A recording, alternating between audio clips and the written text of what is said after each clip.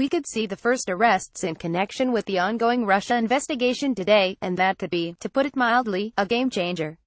On Friday, a federal grand jury in Washington approved the first charges. This has caused some unease in Washington, as the consequences of such charges could cause an array of complications even if no arrests are made.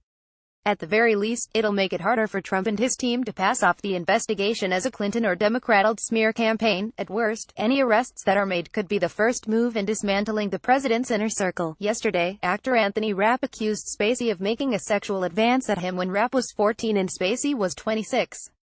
In response, Spacey released a statement saying he was beyond horrified by the story, and honestly does not remember the encounter, but if I did behave then as he describes, I owe him the sincerest apology for what would have been deeply inappropriate drunken behavior. He wrote, Puerto Rico's Power Authority is working to cancel a controversial contract it awarded to a small Montana-based utility company in the aftermath of Hurricane Maria. The $300 million deal with Whitefish Energy has drawn widespread scrutiny.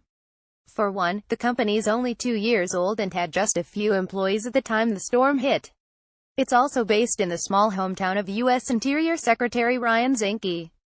Zinke says he had nothing to do with the contract, and the White House has also said it's not aware of any federal involvement in the selection. The Navy is investigating whether 2 members of the Navy's elite SEAL Team 6 killed an Army Green Beret in Mali. Army Staff Sergeant Logan J. Mailgar died in June, reportedly of strangulation, while on assignment in the African nation. Mailgar was a member of the 3rd Special Forces Group, the primary unit responsible for Army special operations in Northwest Africa.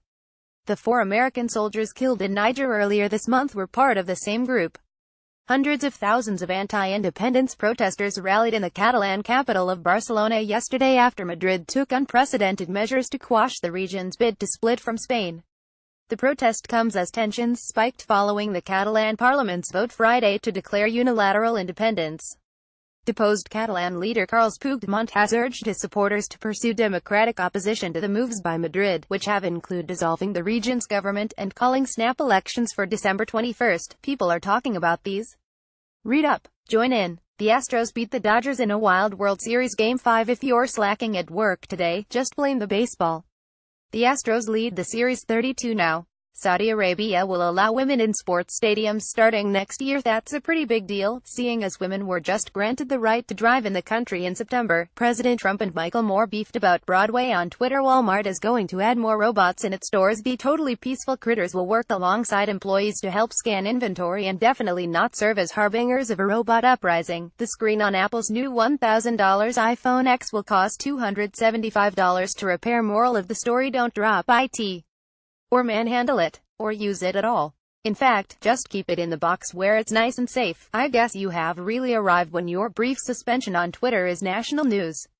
Roger Stone, a prominent Trump associate, after being suspended by Twitter for sending threatening tweets to CNN personalities over the weekend. The amount of opioids in the world that are consumed by the U.S. alone, according to New Jersey Gov. Chris Christie. The only thing cooler than watching this guy set a new world record for solving a Rubik's Cube is seeing how happy everyone is for him.